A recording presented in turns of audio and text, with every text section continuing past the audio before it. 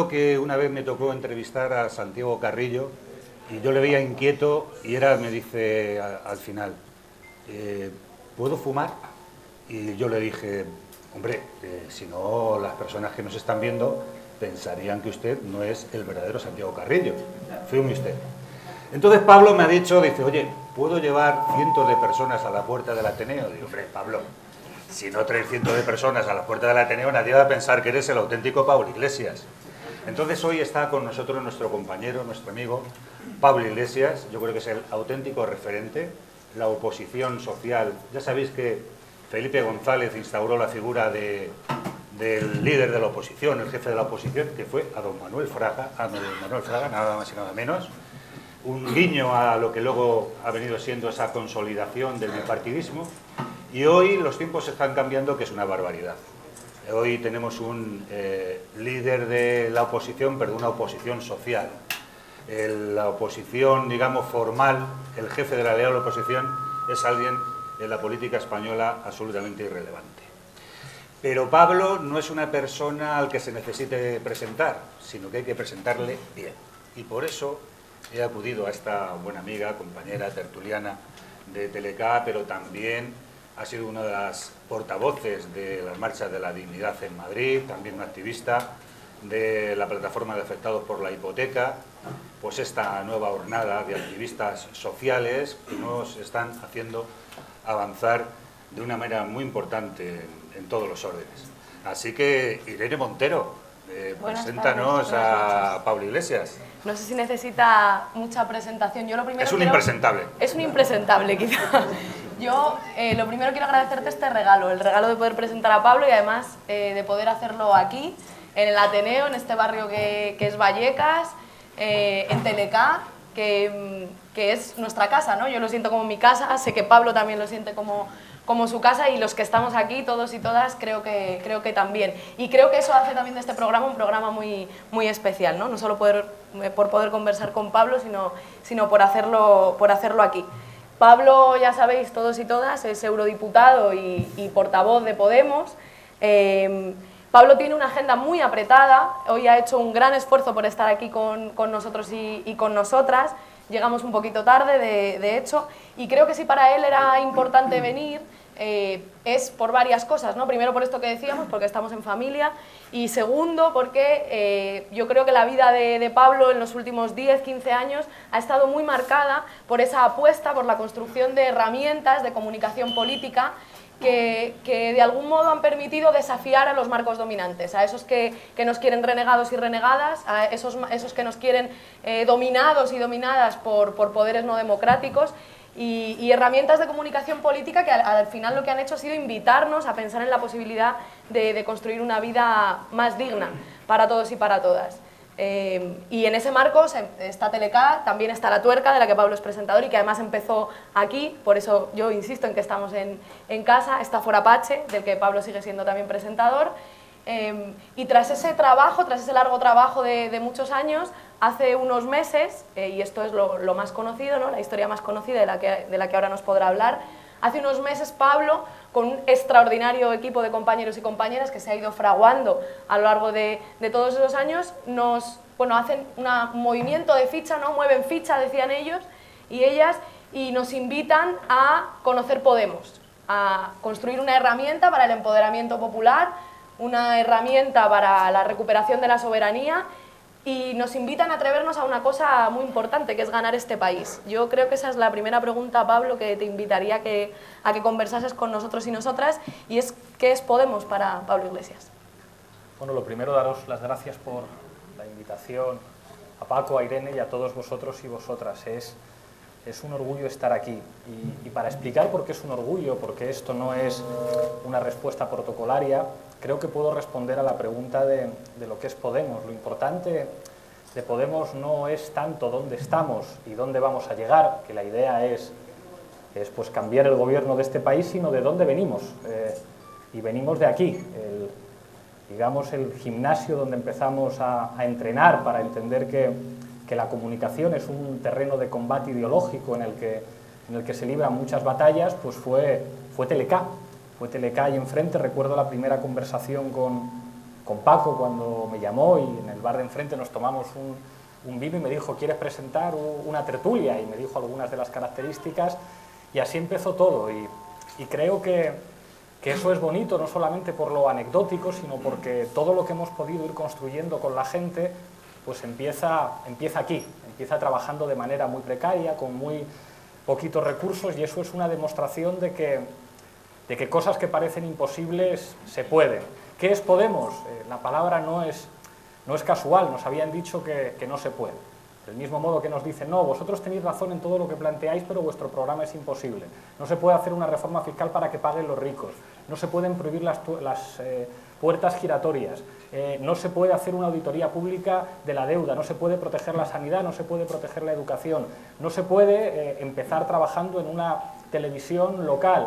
Lo del Internet y las redes sociales está muy bien, pero con eso no vais a poder desafiar a los grandes líderes de opinión de este país. No se puede ser de verdad cuando estás en la televisión, tienes que convertirte en uno de ellos. Y nosotros hemos dicho desde el principio que no, que claro que podemos, y hemos estado ahora en América Latina, pues no es porque pensemos copiar nada, porque no se pueden copiar las cosas, no se puede hacer en España lo mismo que en Ecuador, lo mismo que en Bolivia, lo mismo que en Uruguay, pero allí hicieron algo que para nosotros sí que es muy importante. A ellos también les decían que era imposible, que no se podía, que no se podían hacer políticas diferentes a las de la austeridad, que no se podía democratizar la economía, y ellos pudieron, demostrando una enorme eficacia, que es una palabra que a nosotros nos gusta, el ser eficaces, el tratar de demostrar que el hecho de que, pues bueno, de que vienes de un barrio humilde, de que has trabajado con muy poquitos medios, no tiene por qué significar, muy buenas tequila, que no puedas ganarles en su propio terreno. ¿Qué es Podemos? Pues la demostración de que la gente de abajo, cuando trabaja duro, cuando piensa en términos estratégicos y también en términos tácticos, cuando asume que la política es un conjunto de instrumentos, esto me lo enseñó Rafa Mayoral, que está por ahí, cuando era yo muy pequeñito, la política sirve para mejorar la vida de la gente, pero para eso hay que utilizarla con inteligencia y con habilidad y demostrar que todo eso es posible, y en esa tarea estamos convencidos además de que tenemos una oportunidad histórica que no se tiene por qué volver a repetir. En Ecuador nos decían esto, cuando hablábamos con el presidente Correa, que nos recibió para reunirnos, y con Patiño y con el canciller, nos decían, aprovechen este momento porque no van a tener muchas más oportunidades, y lo hemos dicho muchas veces, no estamos aquí para ser una fuerza testimonial, no estamos aquí para ir paso a paso, estamos aquí para intentar ganarles, y si hay elecciones generales en noviembre del año que viene, pues vamos a intentar ganar esas elecciones, salir a ganar el partido. Algunos pensarán, eso es una locura, bueno, también pensaban que era una locura sacar un eurodiputado y sacamos 5. Si la gente quiere, si la gente asume que a veces las cosas se pueden cambiar, nosotros aspiramos a ser humildemente un instrumento de ese cambio. Bueno, Pablo, a mí me gustaría hacerte otra pregunta. Sé que vas a hacer un programa de entrevistas en profundidad, y a mí, si yo hiciera un programa de esos, de entrevista en profundidad, le diría siempre al invitado, oye, cuéntame tu versión de ti mismo. ¿Quién es Pablo Iglesias? Claro, esta pregunta es terrible cuando uno tiene problemas con el ego y su psicoanalista le pregunta, háblanos de ti mismo. Pues voy a ser muy sincero, hay dos Pablos. Hay un Pablo Iglesias que se sienta, que discute en las televisiones, que asume ser pues un instrumento colectivo. O sea, cuando yo voy a las televisiones hay muchos compañeros detrás que están trabajando con ideas, con datos, que incluso te dicen, sonríe un poco más, no seas tan brusco, o te dicen por el WhatsApp, decir ahora agarra este y dale más fuerte. Es un producto colectivo, es el resultado de un trabajo, de ver muchos vídeos, de ver cómo podemos ser útiles. Y luego hay, pues digamos, una dimensión íntima, que esa pues me da más corte hablar de ella, pero que es absolutamente ordinaria, que es pues bueno, alguien que le gusta estar con su pareja, que le gusta estar con su familia, comer con su madre, sacar al perro, ir a correr, pues como cualquier persona. Y echo mucho de menos a ese Pablo que se podía ir a tomar una cerveza con los colegas sin que hubiera 30 personas que le piden hacerse una foto, pero para eso estamos. Sigue, Irene. Te haría una pregunta ahora, estas son de las que nos han mandado por Sí. internet, ¿verdad? Te la hace Jorge Morejón. y dice, confían en poder financiar las próximas campañas, las municipales, las autonómicas y la nacional, solo a través de crowdfunding y sin recurrir a los bancos. Esa es una señal de identidad nuestra, claro que confiamos y además, incluso aunque mediante el crowdfunding no consiguiéramos todo el dinero que queremos, eso es un elemento de principios. O sea, yo entiendo que es legítimo pedirle un préstamo a un banco, igual que muchas familias, pues no les queda más remedio que pedirle un préstamo a un banco, pues o para comprar una vivienda o para cualquier cosa. Pero si en algo hemos aprendido en este país es que cuando te presta dinero un banco puedes terminar dependiendo del banco, y eso ha ocurrido en la política de este país. Y en ese sentido, pues pensamos que es mejor no hacerlo. Hay diferentes fórmulas de obtener financiación, no solamente el crowdfunding, pero para nosotros es una señal de identidad no tener que depender de ninguna entidad financiera que en un momento dado nos pudiera llamar por teléfono y decirnos, nos debéis un favor. Esto tiene su importancia cuando algunos programas de televisión me preguntan ¿por qué vosotros vais a conseguir hacer lo que el PP y el PSOE no han podido hacer? Y la respuesta es porque nosotros no le debemos nada a nadie, no tenemos gente en consejos de administración, a nosotros no nos ha hecho un favor nadie nunca, hemos llegado hasta aquí con la gente, solamente tenemos un contrato con la gente. Esto puede sonar como muy de, esto te lo han dado los colegas en un argumentario, nosotros tenemos a la gente, ellos tienen a los bancos, pero es que no le debemos ningún favor a nadie. Es decir, no ha habido ningún oligarca de este país que haya dicho, tomad, aquí nos tenéis detrás para cuidaros. Si hemos estado en los grandes medios de comunicación, no es porque se apostara por nosotros, es porque dábamos audiencia, porque fuimos capaces de enlazar con un montón de gente que prefería vernos a nosotros en lugar de ver a lo de siempre. Siempre han diseñado en los medios de comunicación escenarios en los que parece que teníamos que salir derrotados y lográbamos de alguna manera un efecto boomerang en el que cuando te ponen a 5 tipos contra ti, convencidos que vas a salir hecho polvo, pues conseguíamos darle la vuelta y salir mucho mejor. Y hasta ahora hemos podido mantener el no depender de nadie y el no deberle ningún favor a nadie. Si conseguimos mantener eso hasta el final, creo que estaremos mucho más cerca de ganar y por eso no pediremos dinero a los bancos. Necesitamos 15 segundos para proseguir. Ahora volvemos en 15 segundos.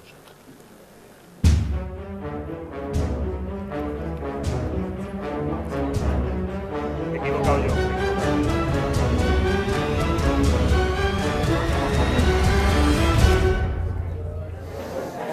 El miedo está cambiando de bando. El miedo está cambiando de bando, pero es a golpe de sintonía de estos de Creative Commons de algunas televisiones comunitarias. Hay otra pregunta, la siguiente pregunta que la hace Rosa. Bueno, es un poco el redactado, pero vamos, lo que viene a decir que en el caso necesario de que en las próximas elecciones autonómicas y municipales Podemos o las listas que apoye Podemos más Izquierda Unida y Equo precisaran al PSOE, se podría pactar con el Partido Socialista. Hay que cambiar el concepto. Dos cosas creo que hay formuladas en la pregunta. Hay una noción que es, digamos, la idea de frente de izquierdas, y en este país lo cambiamos con un frente de izquierdas. Y casi todo el mundo que defiende un frente de izquierdas lo defiende con la mejor intención del mundo. Pero creo que una de las cosas que hemos descubierto nosotros es que cuando el campo de batalla lo elige el adversario, suele ganar. Entonces nosotros hemos decidido hacer política tratando de elegir nosotros el escenario de batalla. Los partidos del régimen estarían encantados de que nosotros dijéramos no, vamos a agruparnos todos los que venimos de la izquierda porque entonces nos ganan.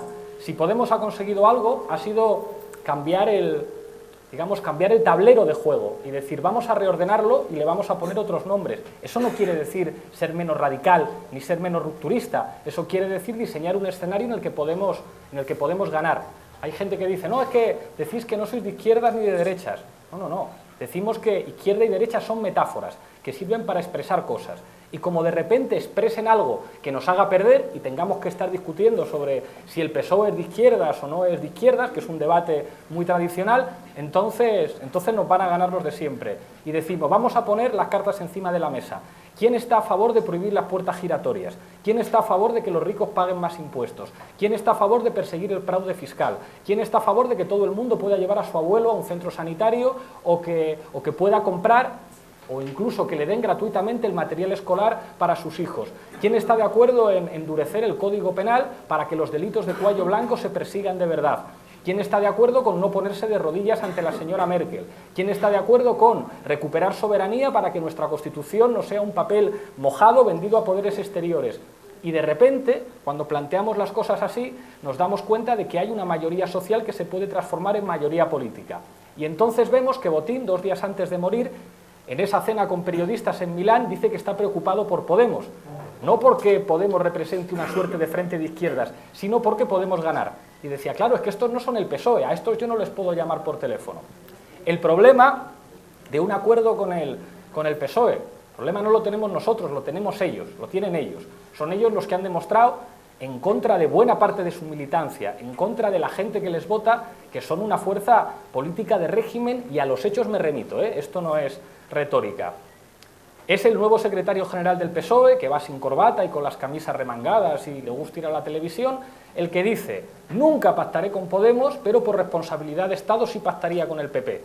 Es el mismo que dice, estuvo bien cambiar el artículo 135 de la Constitución sin consultar a los españoles, pactando con el PP. Son los que nos han dicho hace 3 días cómo se atreven estos a irse a América Latina, donde habría que irse es hablar con Merkel en Alemania, con Hollande en Francia y con Renzi en Italia. Renzi lo que acaba de hacer ayer, que lo leía en el periódico, es una nueva reforma laboral que incluso ha puesto en contra del mismo a muchos sectores de su partido. Hollande lo que ha hecho es expulsar a los ministros más o menos partidarios de recuperar la soberanía y aplicar políticas públicas, y está haciendo lo mismo que Sarkozy.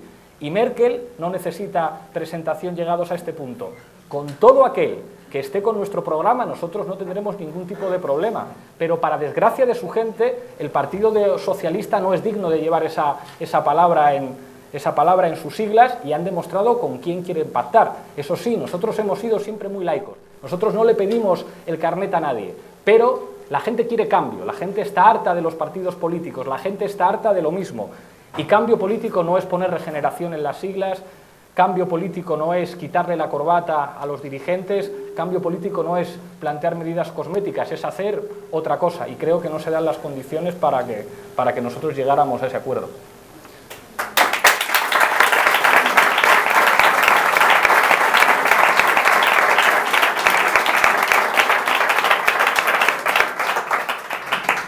Pablo, una pregunta ahora de Sara, que dice, es bastante bonita, dice, ¿confías en la gente que te acompaña o no lo necesitas porque tenéis un método que garantiza que la corrupción no os hará mella?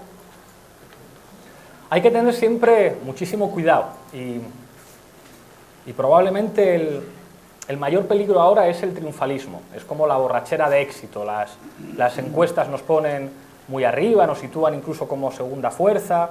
Parece que el mecanismo de las primarias abiertas, en las que son los ciudadanos los que eligen, siempre va a funcionar bien. Es clave no dejar de ser humildes nunca y no pensar que determinados problemas a nosotros no nos van a afectar. Claro que puede haber, y de hecho nos lo hemos tomado muy en serio. Claro que puede haber golfos que quieran aprovecharse de una marca nueva, de un proyecto nuevo, y claro que podría haber gente que buscara el beneficio personal aprovechándose de una ilusión colectiva que puede cambiar el país.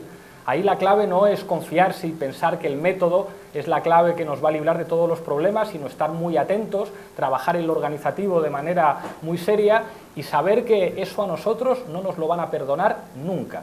O sea, si hemos escrito un documento, tan prudente con la cuestión de las municipales que vamos a discutir con los compañeros de Podemos, es precisamente porque no nos queremos emborrachar de triunfalismos y porque queremos asumir que hay muchas cosas en las que nos pueden hacer daño. La corrupción es algo que a alguien como nosotros no nos van a perdonar ni media, ni el más mínimo caso en el pueblito más pequeño del país. Y para eso, para evitar que eso ocurra, sobra triunfalismo y hace falta muchísima seriedad, prudencia y máxima capacidad organizativa.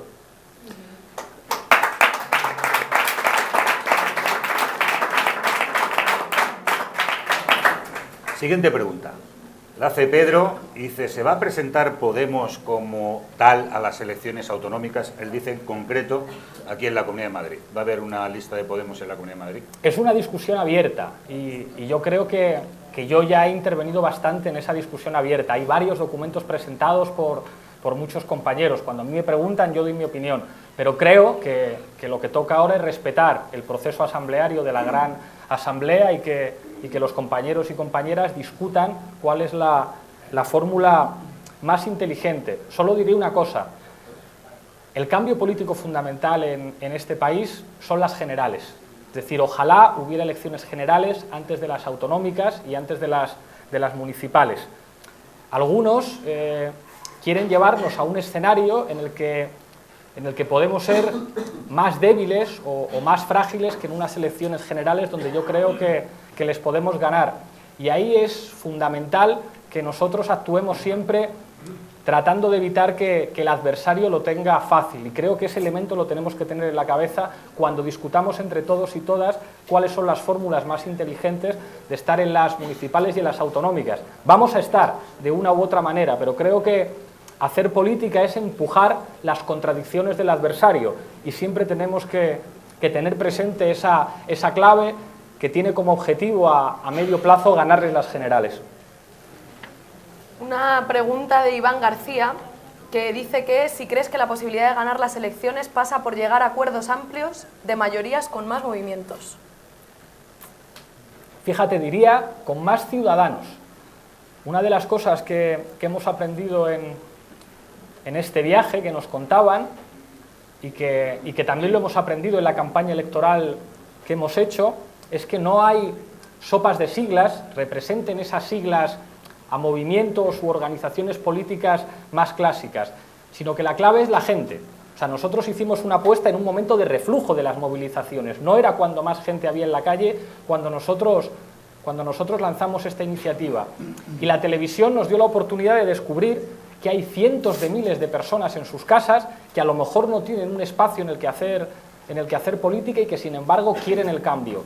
Es fundamental que nosotros seamos un instrumento de protagonismo de la gente y por supuesto que las organizaciones y los movimientos están bienvenidos, pero esos carteles que muchos hemos conocido en nuestra militancia, en los que había muchísimas siglas debajo, muchísimos nombres de colectivos, de movimientos, de agrupaciones y que después nos veíamos en la mano y decíamos pues debemos representar cada uno a dos de todas estas siglas porque no somos tantos. Y no podemos olvidarnos de eso y de que hay cientos de miles, si no millones, de personas en sus casas que quieren participar del cambio político y tenemos que ser ante todo un instrumento de esa gente.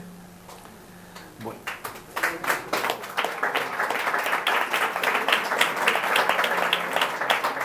Hay dos preguntas colectivas, las vamos a hacer una Irene y otro yo. Son de los compañeros de Temex, que son los trabajadores de Telemadrid en el exilio y que mantienen también un proyecto audiovisual alternativo. Vienen a plantear lo siguiente. Dicen que no estáis preparados para gobernar. ¿Qué les dirías? Es un marco inteligente. Si yo asesorara a los adversarios, les diría, digan lo mismo. Quiere decir eso que ya están en la última trinchera, han ido retrocediendo. O sea, al principio decían que no íbamos a conseguir ni un solo escaño, después trataban de burlarse de nosotros, decían que éramos extremistas, que si Chávez, que si no sé qué, y ahora están ya en un punto en el que dicen, bueno, son gente honrada, hacen el mejor retrato de la realidad. No sé si visteis la entrevista de Risto Mejide, que maneja muy bien los marcos, dice, sois unos buenos fotógrafos, pero sois unos malos arquitectos. Eso está muy buscado, es el marco que buscan ahora. Son buenos chicos, son honrados, pero no saben porque no tienen experiencia. Es mentira, no es verdad.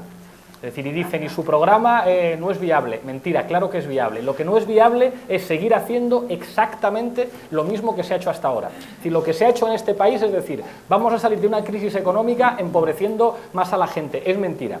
Y repiten, no, es que hay brotes verdes y tenemos la prima de riesgo estupenda. Y ver los datos oficiales de agencias dependientes del gobierno y dicen, no, si es que aquí hay un número de parados insoportable, la mayor parte de los cuales no recibe ninguna prestación, la Iglesia Católica a través de Cáritas reconoce que 1 de cada 3 ciudadanos es pobre, hay malnutrición infantil en un país como España, lo que no funciona es lo de ellos. Claro que estamos preparados para gobernar.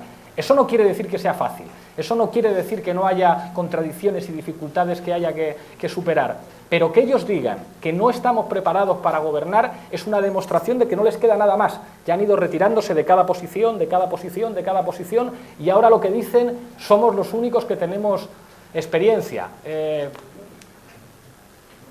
Siempre pongo este ejemplo que luego me lo critican, me dicen, no digas esto, pero es que lo pienso así. Esto es como la primera experiencia sexual. Es que no estás preparado para esto porque no tienes experiencia. Bueno, pero alguna vez tiene que ser la primera y no tiene por qué ir necesariamente mal. Yo creo que este país necesita cambio y que además podemos incorporar a muchísima gente que nos está diciendo, venid ya. O sea, nosotros conocemos a inspectores de Hacienda, inspectores de trabajo, técnicos de la Administración Central, policías, militares, muchísimos trabajadores públicos que están diciendo ganad ya porque estamos deseando ponernos a trabajar con vosotros, porque algunos se creen que los hospitales los hacen funcionar los políticos y no es verdad, que las escuelas las hacen funcionar los políticos, que si las cañerías tragan agua eso es gracias a Rajoy o a Soraya Sáenz de Santamaría, y es mentira. Un país no funciona gracias a los políticos, funciona a pesar de los políticos. Entonces, toda esa gente, yo estoy convencido, y muchos nos lo han dicho, que están deseando que haya otra gente ocupando, digamos, unas posiciones de decisión que no son tan especiales. Claro que nos hemos acostumbrado a pensar que un diputado, que un presidente, que un ministro, que un subsecretario, pues claro, viajan en coches oficiales y tienen unos sueldos enormemente lujosos porque lo que hacen es más extraordinario y más importante que lo que hace mucha gente, y es mentira. Eso no quiere decir que sea un trabajo sencillo, que lo pueda hacer cualquiera, pero no es más difícil ser diputado que ser eurocirujano o que ser bombero o que sacar una pequeña y una mediana empresa. Es la gente la que saca las cosas adelante y simplemente trabajando de otra forma, vamos, claro que estamos preparados. Eso es lo que les preocupa. Dicen que no estamos preparados porque saben que en cuanto llevemos un poquito de tiempo gobernando, mucha gente va a decir, ah, claro, es que hay cosas que se podían hacer perfectamente.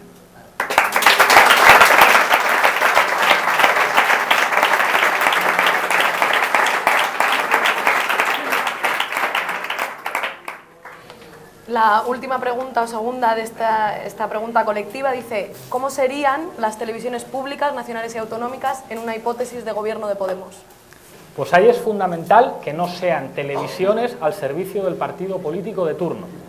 O sea, nos hemos acostumbrado a que si gobierna el PP, Televisión Española es Urdaci, y si gobierna el PSOE, pues casi lo mismo, solo que sin Urdaci, por no hablar de Telemadrid o por no hablar de Canal Nou.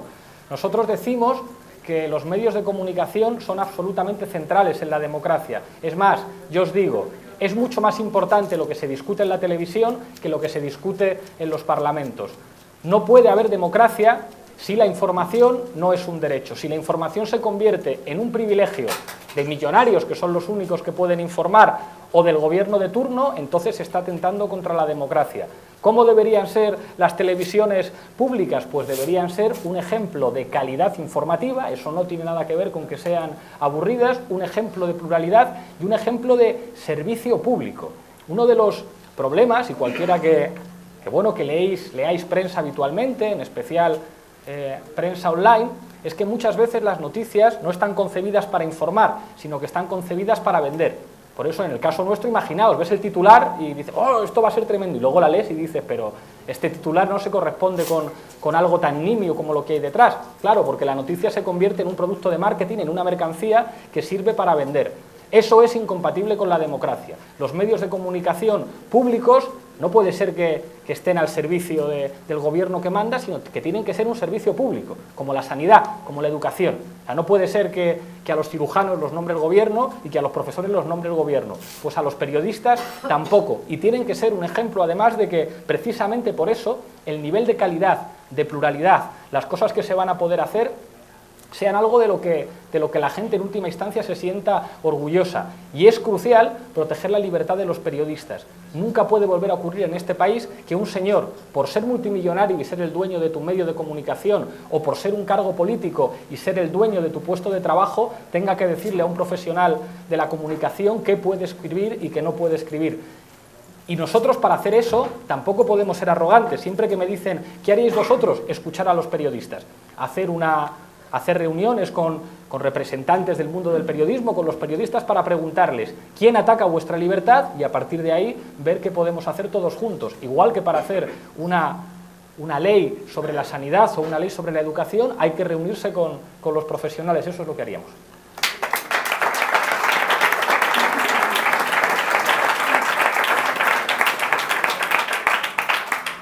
Pues estamos en Teleca, estamos también simultáneamente en Radio Vallecas y yo no soy Risto Mejide.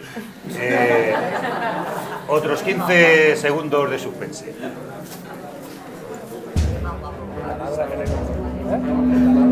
Sácate.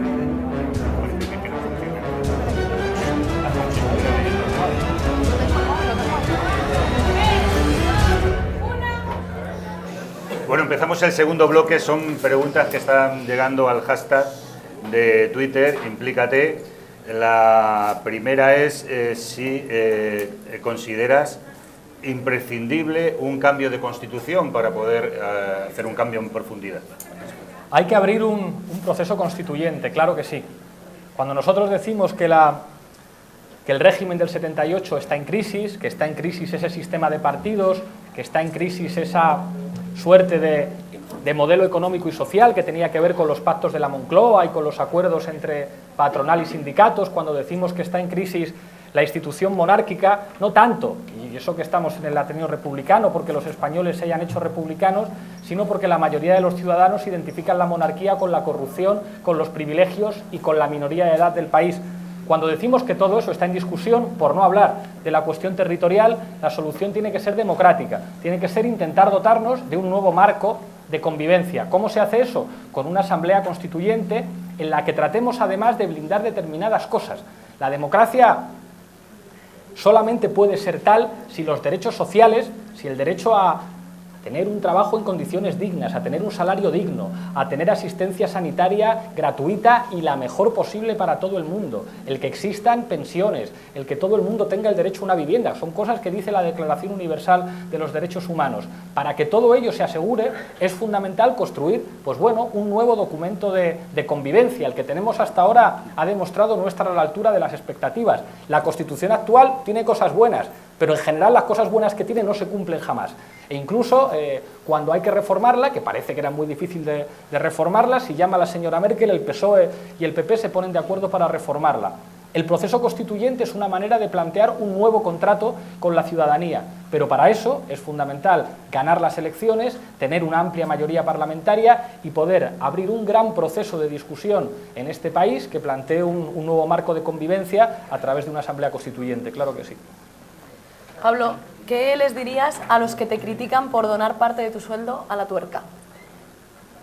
Pues les diría que pregunten a Paco Pérez si es fácil hacer televisión sin dinero. Yo creo que una de las claves nuestras de poder hacer las cosas que hemos hecho ha sido la independencia. Pero para ser independiente hay que conseguir recursos y los recursos son muy difíciles de conseguir. Nosotros entendemos que un cargo público tiene que tener un salario digno, pero no un salario, yo qué sé, 5, 6, 7 veces superior a un funcionario de nivel A o de nivel B. Yo no entiendo por qué un diputado, un eurodiputado tiene que ganar más que un profesor de universidad o más que un funcionario de nivel A, no lo entiendo. Entonces nosotros establecimos una serie de límites. Ningún eurodiputado de Podemos podrá quedarse con más de 3 salarios mínimos. Y el resto del dinero, lo que entendimos, esto tiene que servir para financiar iniciativas. Yo estoy orgulloso de la tuerca, creo además que ha sido una de las iniciativas más útiles políticamente, pero no vive del aire. La tuerca no es una empresa, la tuerca no genera beneficios. La tuerca básicamente ha existido porque Juan Carlos Monedero y yo hemos puesto nuestro dinero, o porque la gente de la tuerca ha hecho trabajos en los que buena parte del dinero que ganaban haciendo esos trabajos lo donaban al proyecto. Pero la tuerca nunca dejó de tener carencias técnicas. Y fíjate que fuimos mejorando poco a poco, pero teníamos carencias. ¿Cómo podemos conseguir reducir esas carencias? Pues poniendo dinero.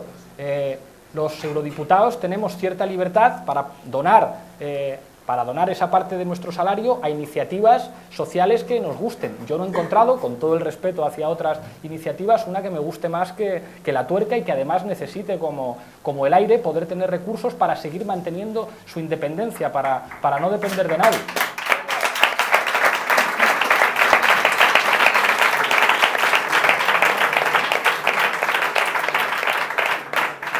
Bueno, entre las que nos van llegando hay una que dice, ¿sigues pensando que Juan Carlos Monedero podría ser un buen candidato a la alcaldía de Madrid? Lo tendrán que elegir. Espera, que esta yo creo que no vale. Creo que el usuario es Juan Carlos Monedero. Pero será un fake, ¿no? Es una broma, es una broma. Lo tendrá que elegir la gente. O sea, no sabemos qué va a pasar en Madrid. Pero si en Madrid se plantea una candidatura amplia y Monedero se anima, a mí me gustaría, creo que lo podría hacer muy bien. Juan Carlos creo que tiene algo que sería bueno para esta ciudad, y es agallas. Esta ciudad ha sido muy maltratada, muy maltratada.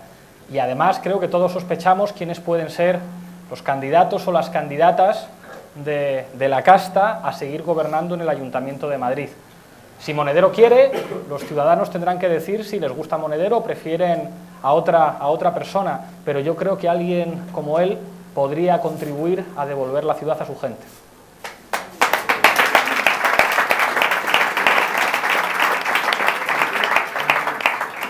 Bueno, la siguiente pregunta es si legalizarías algunos tipos de drogas o prostitución. Pregunta... Son temas que habría que discutir, pero claro que está bien hablar de eso. En La Tuerca hemos hablado muchas veces de eso. No tengo una postura clarísima, aunque si me preguntan en lo concreto, decir fumar marihuana o fumar hachís es más peligroso para la salud que beberse un whisky o beberse un gin tonic, creo que no. Y también sé que uno de los problemas fundamentales de la ilegalización de las drogas tiene que ver con el enorme negocio que hay en torno a ellas, y que muchos especialistas han dicho, bueno, toda la violencia, todo el horror que genera ese comercio de sustancias estupefacientes ilegales, en Estados Unidos lo vivieron cuando ilegalizaron el alcohol. Y si allí la ley seca fracasó fue porque los Estados Unidos jamás toleraron que fueran ellos los que tuvieran que asumir, digamos, todas esas consecuencias horribles de la distribución ilegal de un alcohol que seguía existiendo. Hay muchas películas en las que aparece esto. Ahora bien, como decía Eduardo Galeano, da la impresión de que el precio de que las drogas sean ilegales lo pagan los países de la periferia y los países del centro ponen básicamente la nariz. Habría que estudiar todo esto, pero creo que habría que escuchar a los sectores más avanzados que poniendo el elemento de la salud pública y el elemento de la lucha contra el blanqueo de dinero, la lucha contra la explotación de personas, la lucha contra las consecuencias del tráfico de drogas, hicieran la propuesta más razonable. Yo no creo que estemos en una situación adecuada. Respecto al trabajo sexual, creo que de nuevo habría que escuchar a los sectores implicados, y creo que hay un debate muy fuerte respecto a esto. Creo que la mayor parte del trabajo sexual que se realiza es en condiciones forzosas. Por lo tanto, eso es esclavitud y eso es intolerable que se produzca. Pero también he escuchado a muchos colectivos de trabajadoras sexuales o de profesionales de la industria de la pornografía, que también es trabajo sexual, decir, el problema de esto no es la consideración moral que demos a la actividad, sino las condiciones en las que se ejerce. De nuevo, es un debate muy complejo, enormemente complejo, en el que habría que escuchar a todo el mundo. Yo creo que la situación actual no satisface a nadie, y siempre defendiendo los derechos de los más débiles, pero sin ningún tipo de paternalismo con los más débiles, escuchando a todo el mundo, habría que escuchar y habría que buscar pues, una situación más presentable que la que tenemos hasta este momento.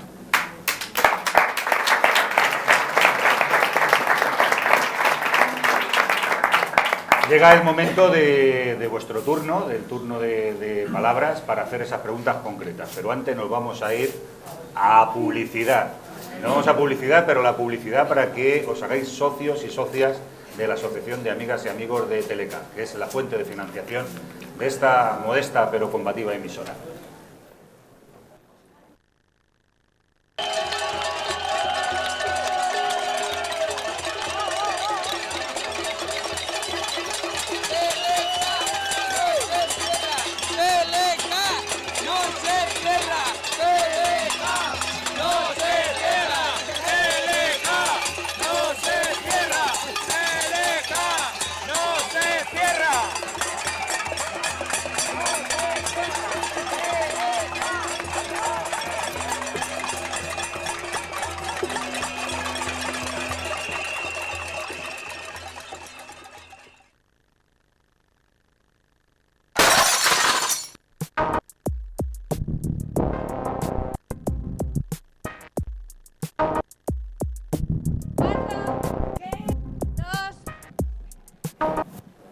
Hola Pablo, mi nombre es Mario y quería hacerte una pregunta.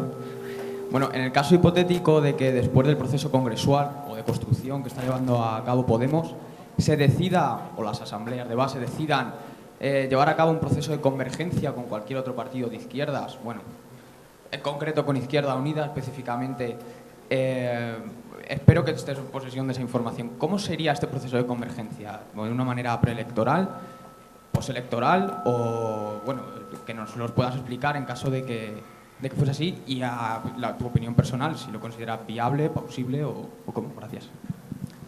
Vale, la Asamblea es soberana para decidir lo que quiera. Yo antes ya comentaba lo que pienso y lo vuelvo a contar. La convergencia de la izquierda es una cosa que lleva detrás muchas buenas intenciones. Buena intención. La gente sana que quiere algo mejor para este país. Pero estaríamos regalándole la victoria al adversario. Eso es lo que quiere el PSOE y el PP. Lo que quiere el PSOE y el PP es un frente de izquierdas. Lo que quiere el PSOE y el PP es una identidad política que pueda aspirar como máximo al 15 o al 20% de los votos. Nosotros decimos, vamos a patear el tablero de juego político.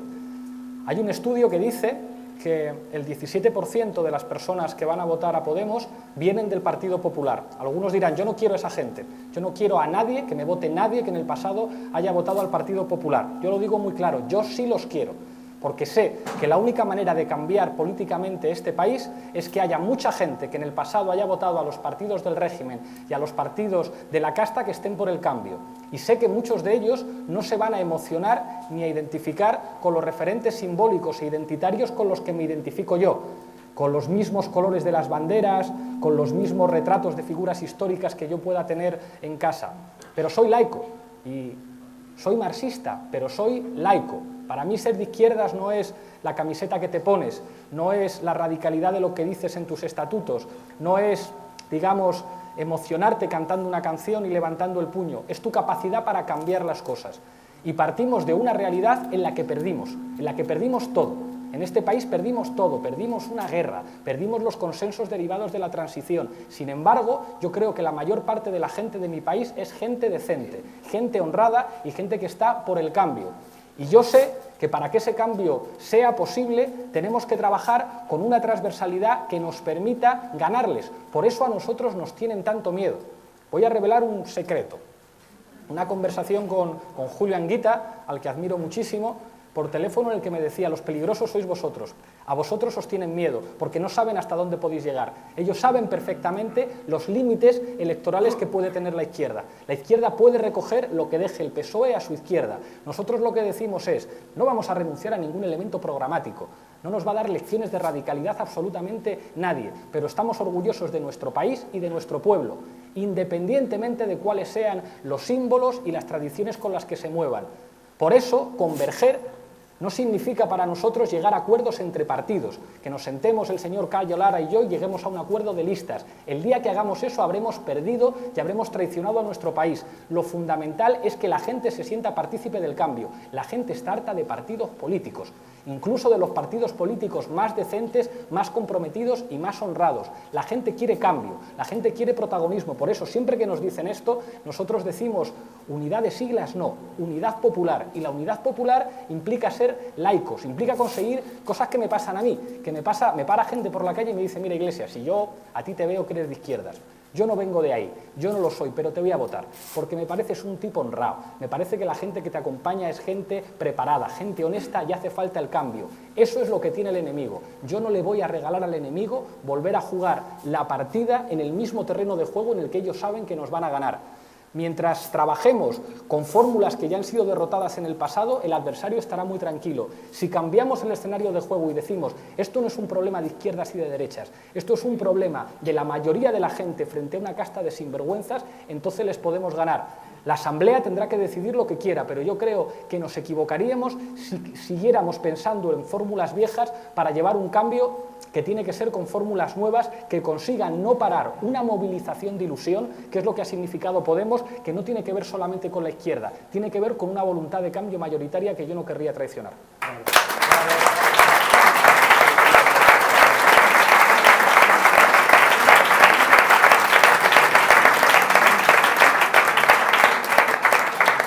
Hola, Pablo.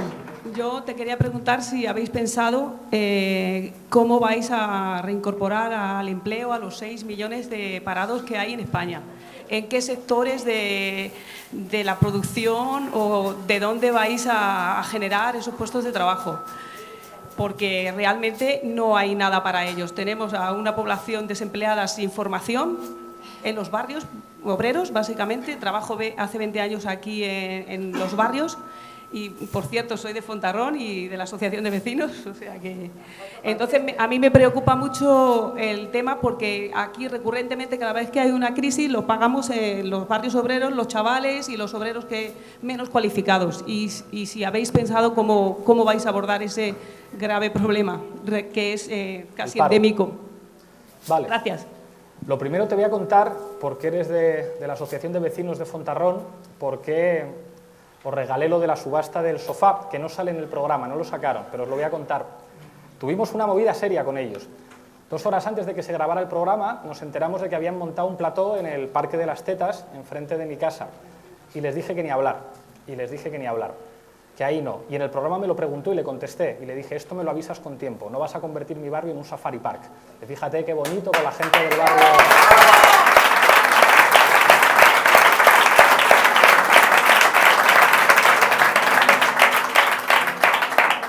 Yo inicialmente iba a regalar el sofá a la PA, pero cuando dijo esto al final lo cambié y dije no, va a ir para la Asociación de Vecinos de mi barrio, porque está guay hacer tele y al final lo hicimos en una terraza de un hotel, pero si tú quieres utilizar mi barrio como escenario, me lo preguntas con tiempo y damos antes una vuelta y hablamos con la gente a ver qué les parece.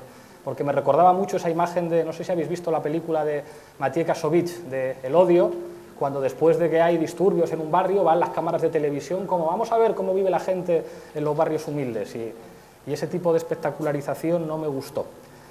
La cuestión del paro, haciendo exactamente lo contrario de lo que se está haciendo ahora mismo. Nosotros decimos, ¿cuál es la clave del fracaso de las políticas económicas que se están aplicando y que producen paro? Las medidas de austeridad. ¿Qué es lo que provoca la austeridad? ¿Qué es lo que provoca rescatar con dinero público a los bancos que luego repercute en que disminuyen las pensiones, en que disminuyen los salarios, en que disminuyen los derechos de los trabajadores? Pues que la gente tiene menos dinero para gastar. Eso es lo que, digamos, se produciría una disminución de la demanda interna, que es muy sencillo. Si tú no tienes un pavo, pues no te puedes ir, no te puedes tomar 3 cervezas en el Ateneo Republicano, te puedes tomar una. Y eso genera desempleo. Nosotros decimos, hay que hacer políticas para incentivar la demanda. Un argumento que me dicen muchas veces a mí, dices, claro, pero así, porque tú lo que quieres es subir los salarios, así los empresarios no pueden contratar a gente. Y yo digo, es mentira. A los empresarios no les preocupa tener que pagar poco dinero a los trabajadores. Lo que les preocupa es no tener nadie que les compre nada. Si tú vas a un bar y preguntas, ¿cuál es su problema? ¿Contratar a más camareros? Dicen, ojalá pudiera yo contratar a muchos camareros. Eso querría decir que viene mucha gente al bar. Nosotros decimos, para generar empleo hay que activar la economía utilizando instrumentos públicos como sabemos desde los años 30 que hay que hacer, que es que no es una cosa que hayamos inventado nosotros, son políticas neokeynesianas. Hasta think tanks del PSOE están de alguna manera meando fuera del tiesto y reconociendo, oye, que esto de los de Podemos es serio, que lo que están diciendo es que hay que hacer reformas fiscales, hacer una reforma fiscal para que las rentas más altas paguen más, hay que investigar el fraude con mucha más seriedad, hay que hacer una auditoría de la deuda para tener muchos más recursos para invertir en la gente, hay que aumentar el salario mínimo, hay que aumentar las pensiones, hay incluso que reducir la jornada laboral para repartir el empleo. Todas esas medidas que sirven para inyectar vitaminas a la capacidad de consumo interno de los ciudadanos es lo que hace que al final se produzcan más contrataciones. Una cosa que me dicen a mí los liberales, y que es verdad, dicen, no, pero no es el Estado el que genera empleo. Genera empleo la actividad económica, es verdad, pero para que la actividad económica genere empleo es fundamental utilizar recursos públicos para ellos. En América Latina lo hemos visto, yo sé que no se puede comparar, pero nos decían, claro, es que cuando nosotros hicimos en Ecuador una auditoría de la deuda, liberamos muchísimo dinero que nos sirvió para incentivar la actividad económica y tienen una tasa del paro de esas del 5,5 que se dicen que son estructurales, nada que ver con lo que hay aquí. Pudimos hacer un sistema de bonos, es decir, de bonos con la canasta básica para que la gente pueda ir a comprar cosas. El problema del paro no es tanto que lo que dicen los que han venido aplicando políticas hasta ahora con resultados que todos conocéis es si la gente puede trabajar por 300 euros al mes o por 200 o a los becarios no se les paga nada, entonces acabamos con el paro. Y ya veis que es mentira, la gente trabaja en peores condiciones que nunca, o sea, la gente trabaja por sueldos de miseria, con una situación de verdadera angustia y eso no sirve para reducir el paro. Lo que sirve para reducir el paro es que la gente tenga dinero para gastar. Cuando la gente tiene dinero para gastar y refuerzas de alguna manera la demanda interna y el mercado interno, entonces claro que las cosas funcionan. A eso hay que añadir, no podemos ser un país que dependa exclusivamente del turismo. Es decir, no podemos consentir que la gente más preparada de este país, la mejor generación de licenciados universitarios, se tengan que ir al exterior porque ha costado mucho dinero formarles. No podemos consentir que el modelo de desarrollo sea traer a un mafioso que te abre un casino porque el casino es, digamos, tu apuesta por el desarrollo económico. Hay que recuperar los sectores industriales, hay que apostar por la economía del conocimiento, hay que repartir el empleo, hay que hacer lo contrario a lo que se está haciendo, que es además lo que los economistas razonables dicen que hay que hacer.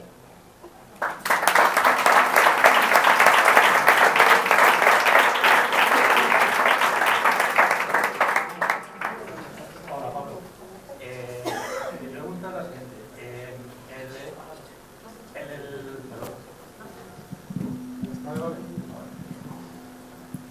El enfrentamiento con el Banco Central Europeo es lógico en el momento que hagas una auditoría de la deuda y hagas un impago de esa deuda. ¿Eso va a suponer la salida del euro o la salida de Europa? Yo creo que una salida del euro a corto plazo sería un desastre.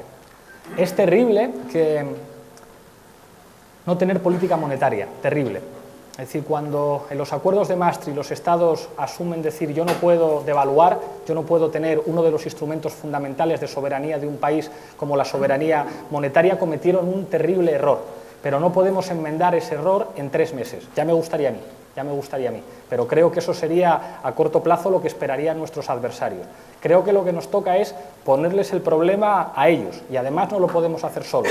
Con otros países del sur, o sea, no es casual que nuestro primer viaje fuera a Grecia para hablar con Alexis Tsipras. Pasado mañana me voy a Grecia otra vez para hablar allí con Alexis Tsipras y con Gerry Adams. Sabéis que el Sinn Féin es la fuerza política con mayores niveles de intención de voto en Irlanda, otro de los países que ha sufrido de manera más dura las consecuencias de la crisis.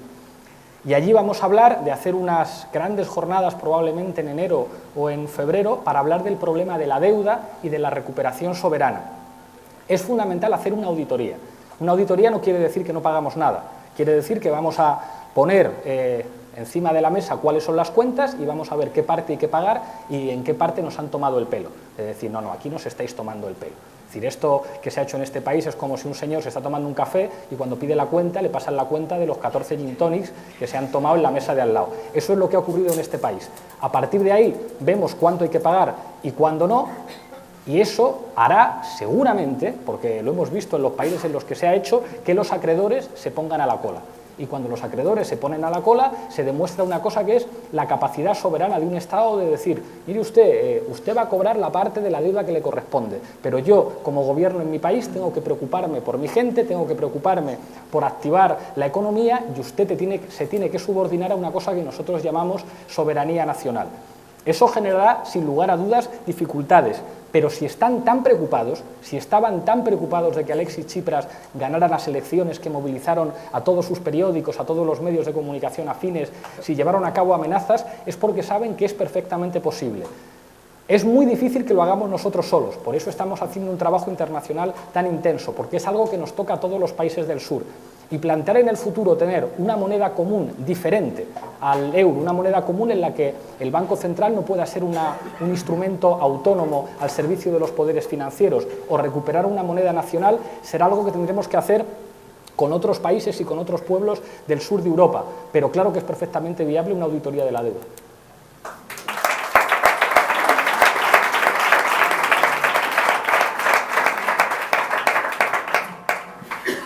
Buenas noches, Pablo. Soy Mavi y me gustaría saber qué opinión te merece la implicación de miembros de sindicatos en el último escándalo de las tarjetas de Bankia. Muchas gracias.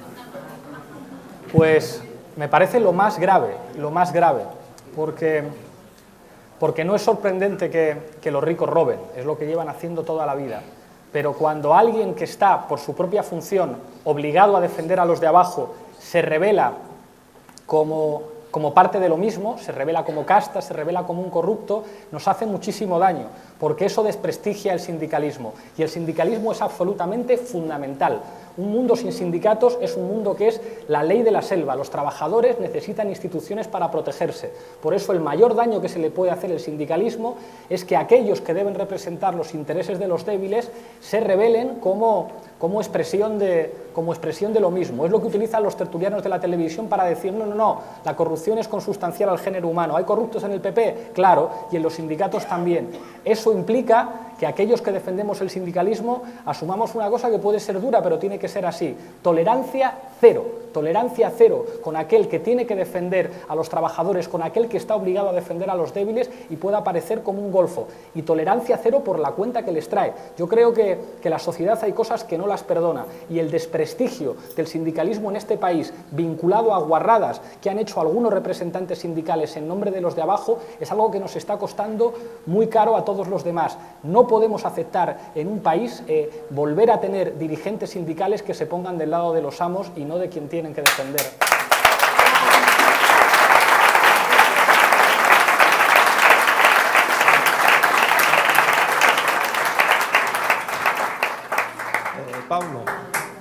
Pablo,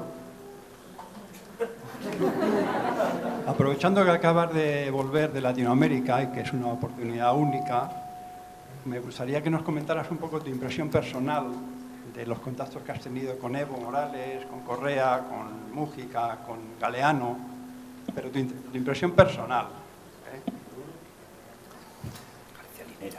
Pues la impresión personal, en primer lugar, una enorme emoción, porque nos han dado un tratamiento que no nos merecíamos, que no somos para tanto, y nos han recibido 3 presidentes, varios vicepresidentes, Eduardo Galeano. Ha sido una cosa increíble.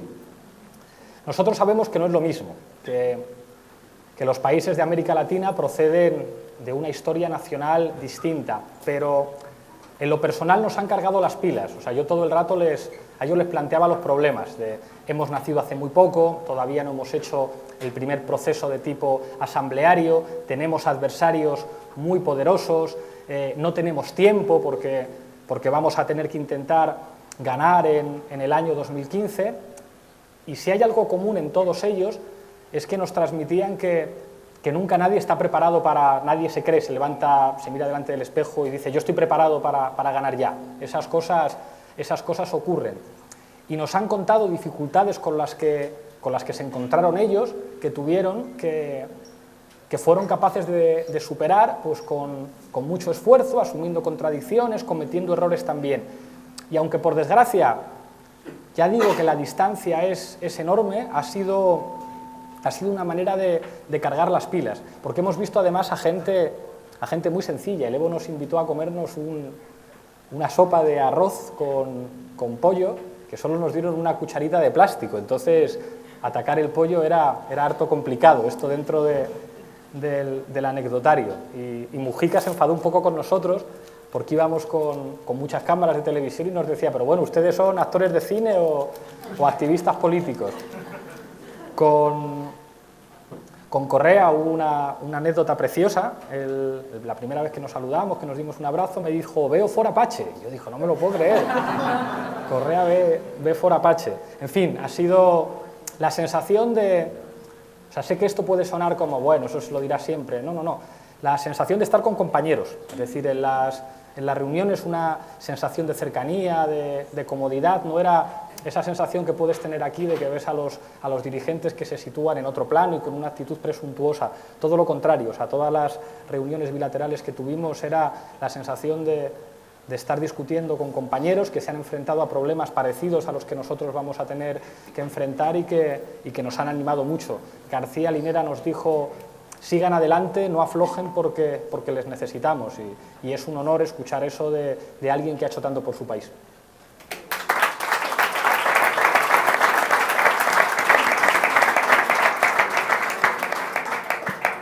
Señor Iglesias Turrión. Madre. Pablo, como tú bien sabes, porque tu madre te lo ha contado día a día y hora a hora, en este momento, en este país, hay 311 trabajadores por ejercer el derecho a huelga. Las peticiones en concreto de los trabajadores de construcciones aeronáuticas, Airbus Militari, suman más de 150 años de privación de libertad. Ante esto hay componendas de malas maneras que a todos convencen y a los trabajadores no resultan. ¿Qué va a hacer Podemos en el Parlamento Europeo para defender el legítimo derecho a huelga de los trabajadores como un derecho democrático y un derecho que en ningún país democrático puede ser sancionado con penas de privación de libertad?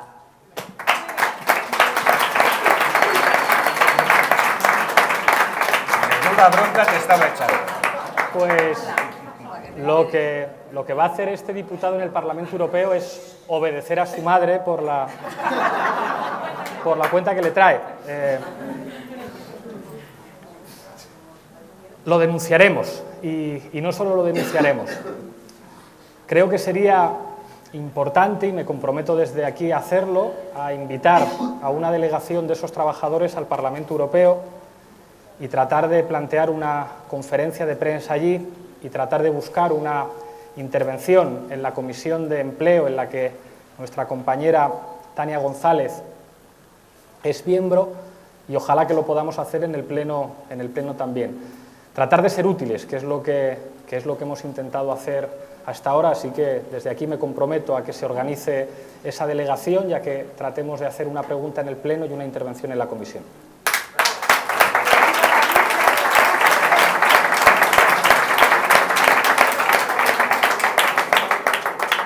Hola, Pablo. ¿Ahí? Ah, hola.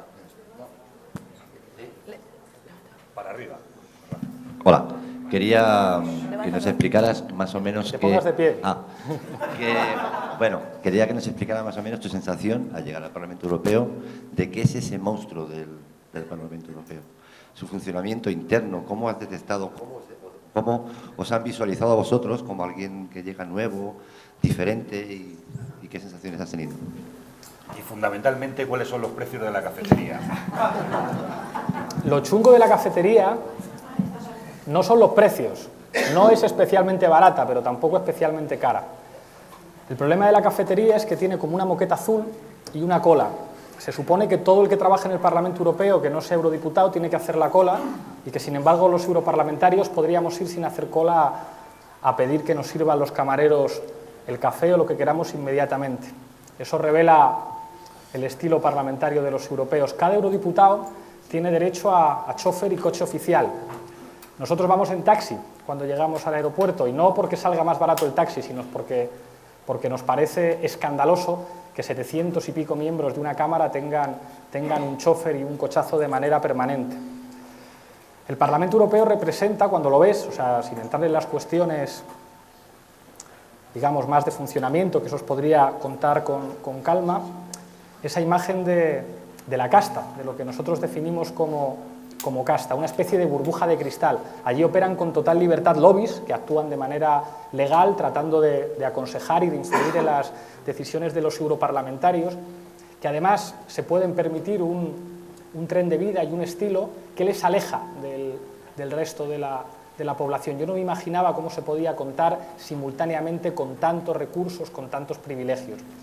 La sensación al principio ha sido muy bonita, la complicidad con los trabajadores del Parlamento. No puedo dar nombres porque no quiero perjudicar a nadie, pero es impresionante cómo nos ayudan, no solo los españoles, que eso nos conocen todos, sino en general, porque les caemos bien hasta por la forma de vestir y por la forma de actuar, porque están acostumbrados a otro tipo de estilo, de enorme distancia entre alguien que representa a los ciudadanos y la gente que está trabajando allí. Hay gente magnífica también, como en todas partes, y en el grupo en el que los hemos integrado, pues estamos aprendiendo muchísimo. Pero si en algo nos esforzamos mucho, haciendo que el Parlamento Europeo se vea, tratando de hacer intervenciones en el Pleno para que después salgan vídeos, es en que es crucial que instituciones públicas que toman decisiones muy importantes no sean palacios de cristal en el que la presencia de los ciudadanos es como en grupos organizados que les meten a los bancos para el público, ven 10 minutos y tienen que salir. Es terrible que los espacios de representación sean eso, palacios de cristal, y que las condiciones de vida de los representantes no se parezcan en nada a las condiciones de vida de aquellos a los que representan. Nosotros con humildad, porque tampoco tenemos experiencia parlamentaria y tratando de adaptarnos lo mejor posible, no nos va mal, Si entráis en el ranking del Parlamento Europeo de actividades parlamentarias, todos nosotros estamos en los primeros puestos, curramos mucho, pero nos ha servido para visualizar desde dentro eso que significa los privilegios que sería fundamentalmente, que sería necesario abolir de la clase política.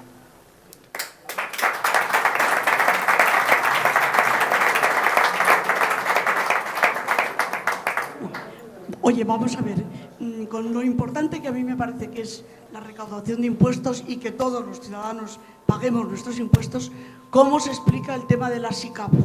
¿Qué pensáis vosotros? Que no deberían existir.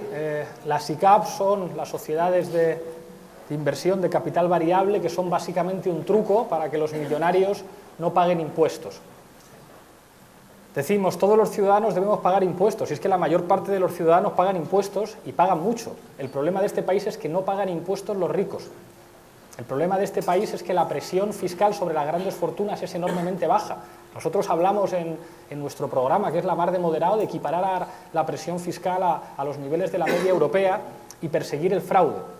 Y perseguir el fraude no es solamente perseguir los comportamientos ilegales, que ya son un escándalo, sino prohibir los mecanismos que legalmente permiten el fraude, como el caso de la SICAV, que no son más que una argucia para aquellos que tienen mucho no paguen absolutamente nada. Y es fundamental que en la cabeza, claro, cuando uno visualiza, ¿no? Si usted sale a la calle y le roban el bolso, entonces llega alguien, tira del bolso y sale corriendo, esto se visualiza como un delito muy grave. Imagine usted además que se cae y se rompe la cadera cuando esto ocurre. Entonces esto parece un delito muy grave que hay que perseguir, y sin embargo que alguien tenga su dinero en la SICAV, bueno, pues no vemos la imagen de una señora a la que le roban el bolso y que se rompe la cadera, pero es mucho más grave, porque eso se traduce en que nos están robando a todos dinero que serviría para hacer servicios públicos, y que seguramente esa señora con la cadera rota tenga una sanidad mucho peor, porque hay sinvergüenzas que nos están robando teniendo su dinero en paraísos fiscales o en sociedades de este tipo. Es fundamental que visualicemos que la mayor parte de los criminales más peligrosos, viajan en business class, visten muy bien, comen en restaurantes muy caros y tienen, digamos, una imagen muy presentable.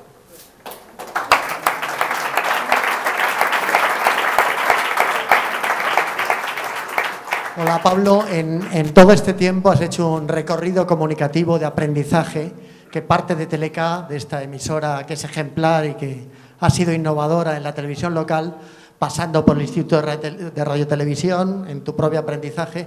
¿Qué has aprendido en este tiempo de lo que es esa alfabetización en comunicación, y qué recomendarías que debería ser esa alfabetización en comunicación para toda la población, ¿no? Nos acabas de contar el tema latinoamericano, el concepto de empoderamiento viene de allí, Mario Kaplún, Paulo Freire, son elementos, ¿no? y y de alguna manera quienes han orientado esta política comunicativa alternativa. ¿Qué nos puedes contar?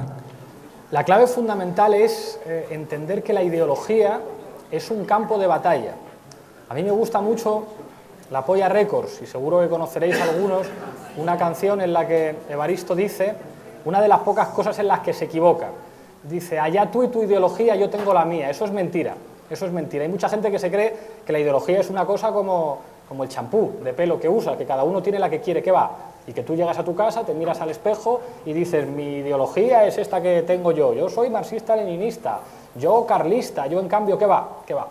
La ideología no es eso, la ideología es un espacio en permanente disputa. La ideología es lo que te enseña a pensar, lo que te hace poner nombres a las cosas. Yo siempre digo que la gente no milita en los partidos, que la gente milita en los medios de comunicación. Si ves una persona que lee La Razón, es probable que puedas deducir lo que piensa de muchas cosas, igual que no argumenta igual el oyente de la SER que el oyente de la COPE, igual que el que ve un programa de televisión determinado no utiliza los mismos razonamientos que el que ve otro, y eso está en permanente negociación, en permanente discusión. ¿Cuál era el referente ideológico fundamental de mi abuela? Pues una señora que se llamaba María Antonia Iglesias, como de tantas abuelas de este país. Entonces yo digo, María Antonia Iglesias era una ideóloga, era alguien que de alguna manera enseña cómo pensar, da palabras para describir las cosas a millones de personas. Esto tiene que ver con franjas generacionales, con estilos, con muchas cosas. Lo que nosotros descubrimos trabajando en Telecá es que hasta ese momento habíamos sido terriblemente torpes y terriblemente aburridos. Es más, Telecá nos da la oportunidad de hacer algo mucho más entretenido que las charlas universitarias.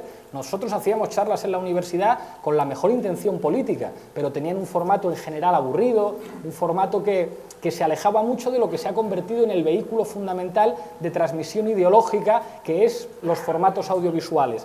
Una de las cosas que nos decían después de hacer La Tuerca es, mucha gente que lo veía decía, hostia, es que dais argumentos para discutir. Es que después de veros discutir en programas de La Tuerca, voy al bar, o voy con los colegas, o voy a mi trabajo, y tengo muchos más argumentos para generar esa disputa. ¿Qué es lo que conseguimos hacer en los medios de comunicación grandes? Asumir un terreno que no es el que a nosotros a priori nos gustaría, pero que es el terreno que define lo que piensa la gente. La gauche divine, esto es un argumento muy de izquierda, es decir, ¿qué es esto de ir a un programa de máxima audiencia, de prime time?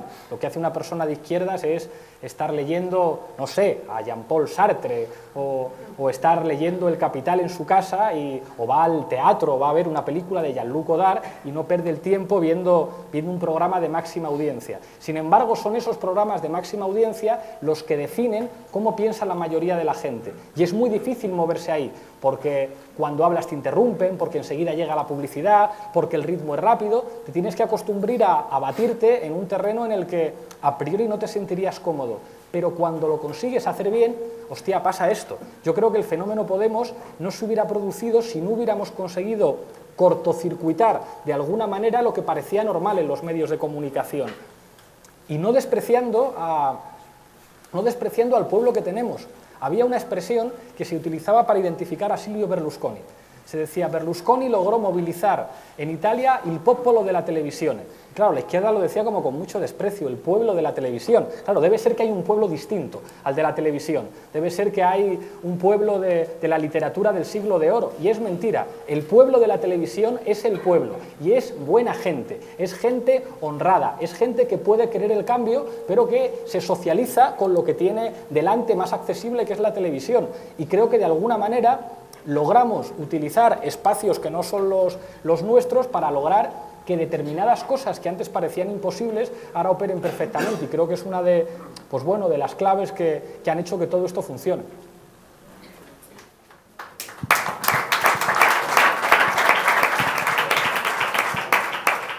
Sí, buenas tardes, me llamo Vicente.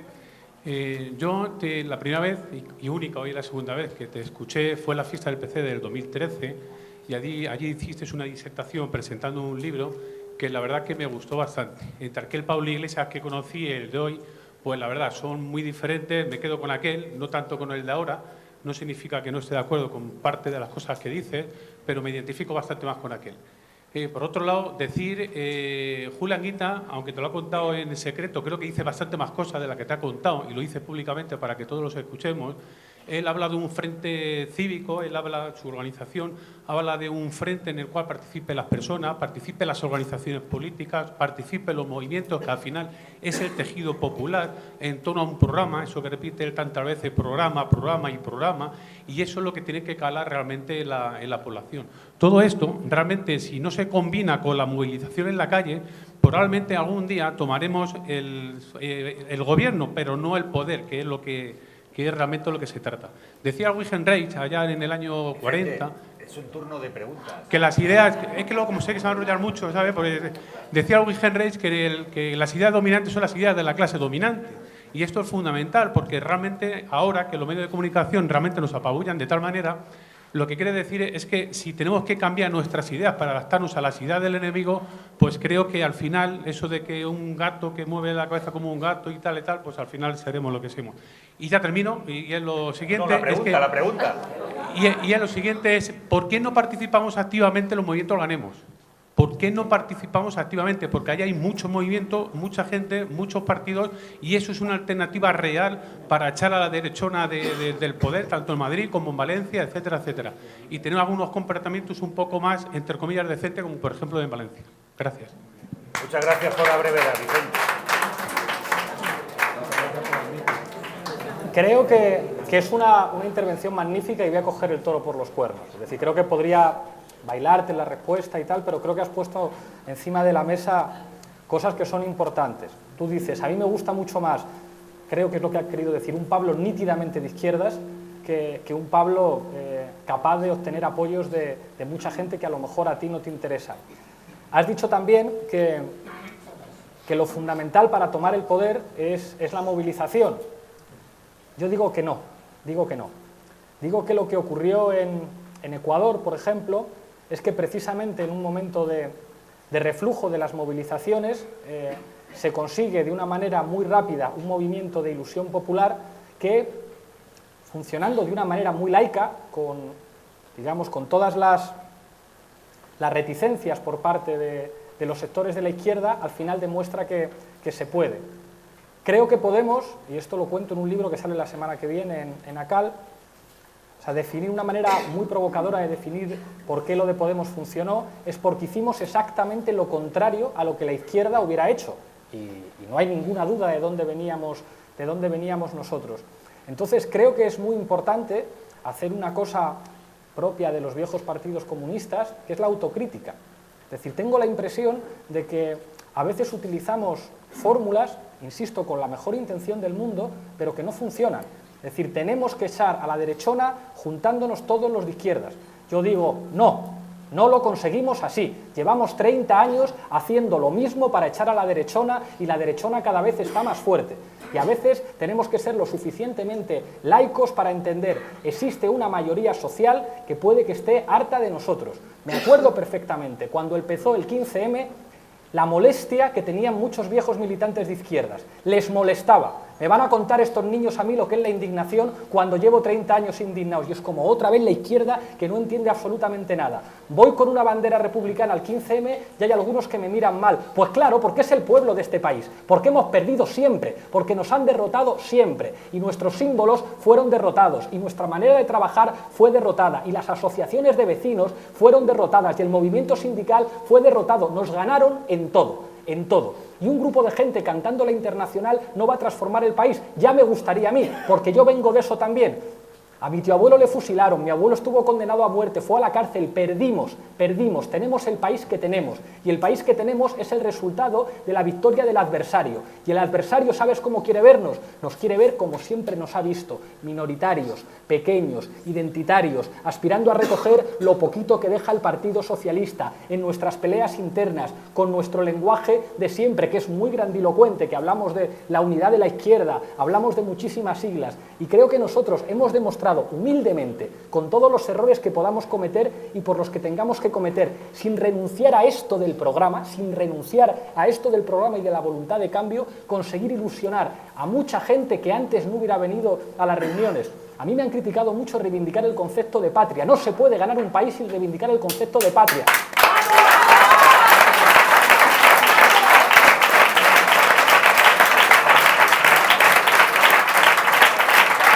Yo sé que eso es muy difícil, porque los nuestros perdieron una guerra, y cuando perdieron una guerra perdieron un país, y el país empezó a asociarse con la derecha, y cuando te quitan eso, y cuando te quitan una bandera que puede servir para, digamos, nombrarlo todo, te han quitado mucho. Es decir, en Argentina salían con banderas argentinas a decir que se vayan todos, y a nosotros eso nos duele, que estamos en el Ateneo republicano, pero es que no me voy a pelear, no me voy a pelear por eso. Sé que hay un montón de gente, sé que hay militares que nos están diciendo, estamos con vosotros. Hicimos un mitin en Zaragoza y se me acercó un tipo y me dijo, soy oficial del Ejército del Aire y quiero decirle que algunos de nosotros estaríamos dispuestos a defender la soberanía nacional frente a la troika. Cuando alguien te dice eso, cuando un militar te dice eso, es como, coño, ahora sí les damos miedo, ahora sí hemos tocado la teclita que puede hacer que nuestros enemigos de siempre sientan el miedo, porque no temen a la izquierda. El poder no teme a la izquierda, está contentísimo con la izquierda.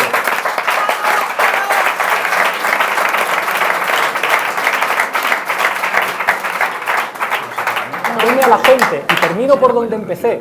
Yo sé que el Pablo que interviene en una fiesta del PC puede ser mucho más atractivo para un grupo de personas, pero el que interviene en un contexto posterior puede ser un mecanismo, uno más, si es que no hay nada particular para el cambio político del país, y la obligación de un revolucionario siempre es ganar. Un revolucionario no está llamado a proteger los símbolos, a proteger la identidad. Un revolucionario no es un cura que busca la catarsis colectiva en una misa con los discípulos. Un revolucionario está obligado a ganar, y para ganar tienes que trabajar con los ingredientes que tienes, y tenemos que empezar a respetar un poco más a nuestro país. No hay por qué. O sea, me acuerdo el ridículo que hicimos cuando la selección española ganó el Mundial. Unos cuantos de nosotros, íbamos con España y a mucha honra, pero nos daba cosa salir con la banderita de siempre, y tratamos de montar una concentración con banderas republicanas en Lavapiés. Hicimos el ridículo y ocurrió una cosa preciosa, que aparecieron un montón de migrantes ecuatorianos, subsaharianos, árabes, con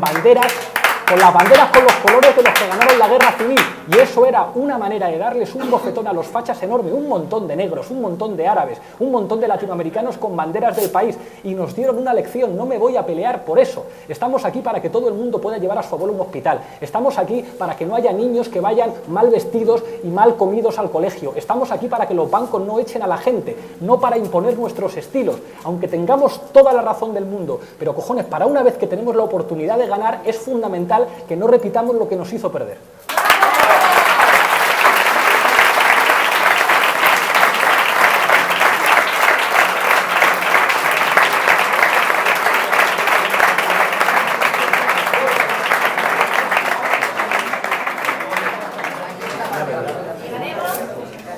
Ganemos. Es un debate abierto y que tendrá que discutir la gente. En uno de los documentos que yo he participado en redactar, decimos, se llame como se llame, en las municipales, es la propuesta, la gente lo tiene que discutir. Hay mucha gente en Podemos que dice, ¿por qué no nos presentamos a las municipales? Y tendremos que discutirlo entre todos. Yo pienso que en las municipales es mucho más inteligente devolver la palabra a los ciudadanos y apostar por candidaturas municipales, entendiendo que los pueblos y las ciudades son una cosa muy compleja. Me da igual que se llamen Ganemos, me da igual que se llamen Juntémonos, que se llamen Mareas, que se llamen Guañem, que se llamen como quieran. Nosotros ponemos líneas rojas. Las líneas rojas es, esto no es una coalición de partidos. Si es una coalición de partidos, no funciona. Esto no es un frente de izquierdas. Si es un frente de izquierdas, no funciona. Esto es empoderamiento ciudadano. Eso que implica primarias abiertas del primero al último. Y no le pedimos el carné a nadie, Te puedes presentar a las primarias y tener carné de tu partido de izquierdas, de tu colectivo, de lo que tú quieras. Pero si tú vas en una lista, no es porque ha habido una negociación de jefes políticos que han dicho tú el 1, yo el 3, yo el 6, sino porque los ciudadanos han dicho con estas personas sí.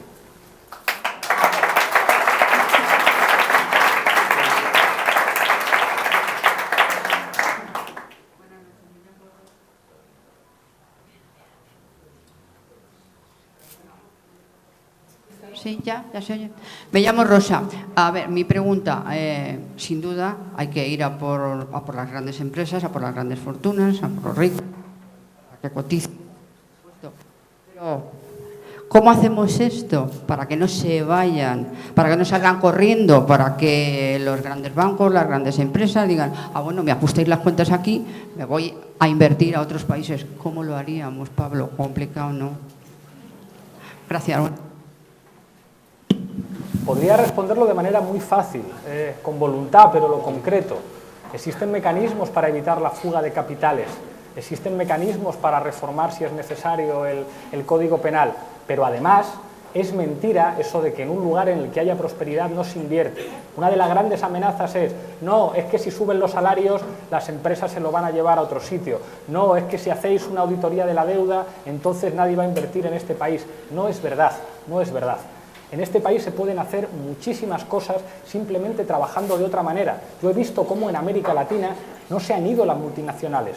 En Ecuador se llevaban el 80% de lo que sacaban del petróleo, ahora se llevan el 15% y no se van porque les sigue saliendo a cuenta, porque si pueden seguir haciendo negocio, ¿cómo se van a ir?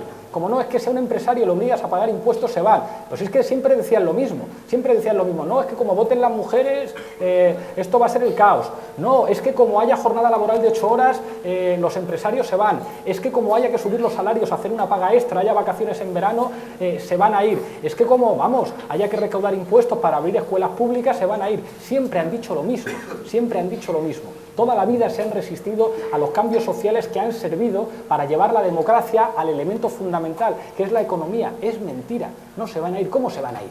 Si dependen de la gente. O sea, si en última instancia quien produce riqueza en este país es la gente que trabaja, van a amenazar, van a mentir, van a decir que va a llegar el caos, que va a llegar el apocalipsis. Eso solamente prueba que tienen miedo de dejarnos probar un poquito y que la gente vea que no pasa nada. Si es que lo que proponemos en el programa es una cosa de sentido común, de sentido común.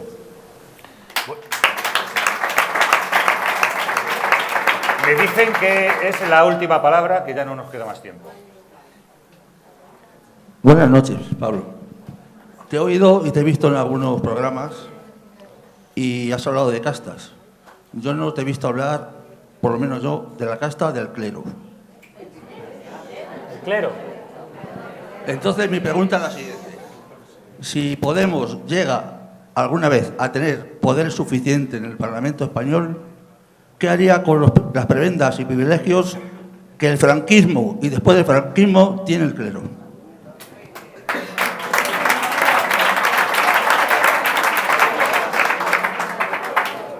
Pues llevar la democracia a todos los estamentos. Aparte, no es un problema de animadversión, que es lo que querrían decir. O sea, yo con la gente que mejor me entiendo últimamente es con creyentes. Es más, escucho al Papa Francisco y digo, jamás pensé yo que podía estar de acuerdo con lo que dice un Papa. Pero una cosa es eso y otra que ustedes no paguen el impuesto de bienes inmuebles.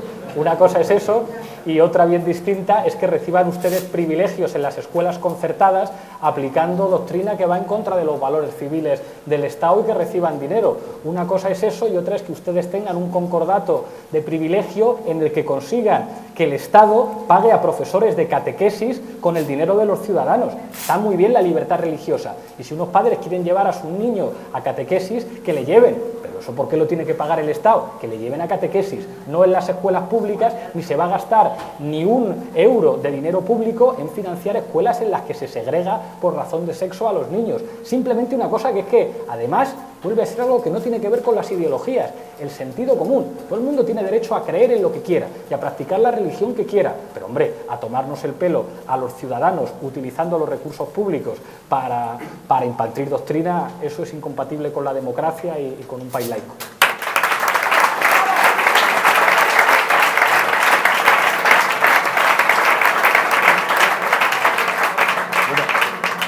Hoy acaba el foro Implícate que ha organizado Teleca, que está también totalmente inmersa, ¿no?, en esta marea de cambio popular, de cambio ciudadano, que yo creo que los que hemos asistido aquí estos días nos vamos más convencidos de que ese cambio es posible y que lo tenemos al alcance de nuestras manos.